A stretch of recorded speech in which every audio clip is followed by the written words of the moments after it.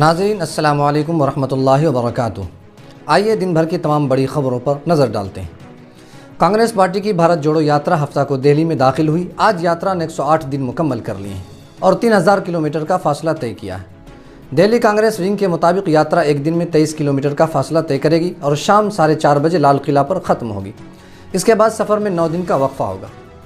اتر پردیش مدرسہ تعلیمی بورڈ لکھنؤ کی منتظمہ کمیٹی کی گزشتہ دنوں میٹنگ ہوئی تھی، جس میں 2016 مدرسہ دستور العمل کی ترمیم کے حوالے سے غور و فکر کیا تھا۔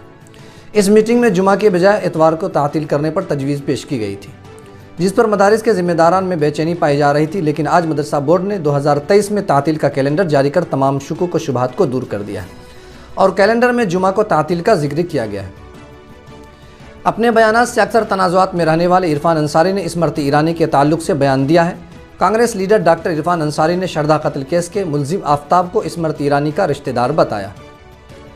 ریاست اتر پردیش کے ضلع بریلی میں ایک سرکاری اسکول کی پرنسپل اور ایک استاذ کے خلاف صبح کی اسمبلی کے دوران علامہ اقبال کے لب پہ آتی ہے دعا پڑھانے کے الزام میں مقدمہ درج کیا گیا اور اس الزام کے تحت پرنسپل کو معطل بھی کر دیا گیا۔ متھرا کی ایک عدالت شاہی عیدگاہ کے سروے کرنے کا حکم دیا ہے۔ یہ حکم ہندو فریق کی اپیل پر دیا گیا ہے، جس پر عدالت نے 20 جنوری تک رپورٹ پیش کرنے کو کہا ہے۔ مدھیہ پردیش کے دموہ میں موب لنچنگ کی خبر سامنے آئی ہے، جہاں شرپسندوں نے ایک پولیس کانسٹیبل کو پیٹ کر قتل کر دیا ہے۔ قتل کے بعد علاقے میں دہشت کا ماحول ہے، جبکہ MP پولیس نے معاملے کی جانچ شروع کر دی۔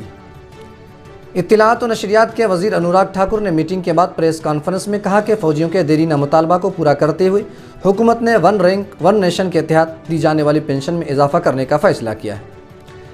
امریکہ میں برفانی طوفان کے باعث سردی میں شدید اضافہ ہوا ہے۔ اس سردی کے سبب 12 افراد ہلاک ہو گئے۔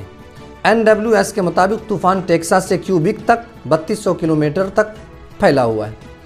یہ ایک بم سائیکلون ہے جس نے امریکہ کینیڈا کی سرحد کے ساتھ واقع عظیم جھیلوں میں برفانی طوفان کے حالات پیدا کر چکے ہیں۔ IPL 2023 کی نیلامی میں فاسٹ بولر مکیش کمار کی قسمت بدل گئی ہے۔ بہار کے گوپال گنج سے تعلق رکھنے والے مکیش کو گزشتہ برس نیلامی میں کوئی خریدار نہیں مل سکا، لیکن اس بار ان کی لاٹری لگی اور دہلی کیپٹلز نے انہیں 5 کروڑ 50 لاکھ میں خرید لیا۔ مکیش کمار کی بنیادی قیمت 20 لاکھ روپے تھی، لیکن انہیں تقریباً 27 گنا زیادہ قیمت ملی۔ IPL 2023 کی منی نیلامی نے شائقین کو حیران کر دیا ہے۔ سیم کرن بنے IPL کے تاریخ میں سب سے مہنگے کھلاڑی۔ بروک کو ملے 13 کروڑ 25 لاکھ روپے، جبکہ نیشام سمیت 73 کھلاڑیوں کو کوئی خریدار نہیں ملا۔ ناظرین، خبرنامے میں اتنا ہی، جلد ملاقات ہوگی۔ شکریہ۔